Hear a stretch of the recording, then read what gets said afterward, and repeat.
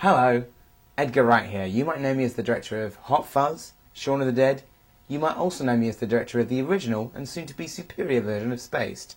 And I'm here today to talk about Mario Bava's 1971 classic, Twitch of the Death Nerve. But that's what I know it as, also aka Bay of Blood, also aka Carnage, also aka Ecologia del Delito.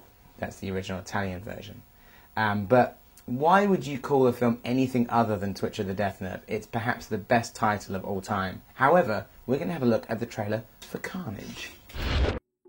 Okay, here we go with the trailer for Carnage.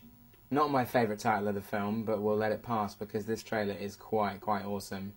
This is something I showed to the crew of Don't, my Grindhouse trailer, because it always really intrigued me. And what's funny about this is that none of this solarization effect, where you see the kind of really vivid colours, is actually in the film. So none of this kind of red and black colour scheme or the vivid colours, none of this is actually in the film. And I love these kind of trailers where they do something different with the footage. It's also, I guess it's a way of like showing kind of gorier stuff in the trailer without getting into kind of trouble. I guess that's why they did it. But this is an amazing trailer. The film itself is one of my favourite Mario Bava films. It's basically the title Bay of Blood is probably the one that kind of explains the plot the most, because it's basically about real estate at this kind of lake where people are bumping each other off. And my favourite thing about it is the fact that it basically, not to give too much away, but everybody is the killer.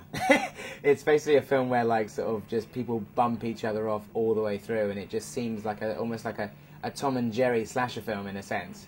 I really like that aspect to it, and it's also sort of hugely influential on the Friday the 13th films and a lot of the later slashers. In particular, there's a scene which Friday the 13th Part 2 stole wholesale, which is the two lovers in the bed being speared. Now that machete bit is my favourite bit in the film, and I remember showing that to Simon Pegg over and over again, because not only was the machete murder quite awesome, but it had an amazing piano sting on it, and it just went boom, and so we would endlessly watch this guy getting macheted in the head with the sound effect boom.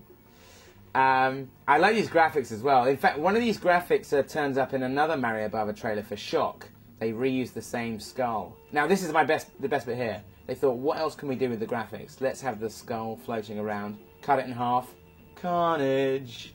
Looks amazing. I don't know what sort of they were smoking when they came up with this, but if I was a bigger stoner than I was, and I'm not a very big stoner, I would watch this every night.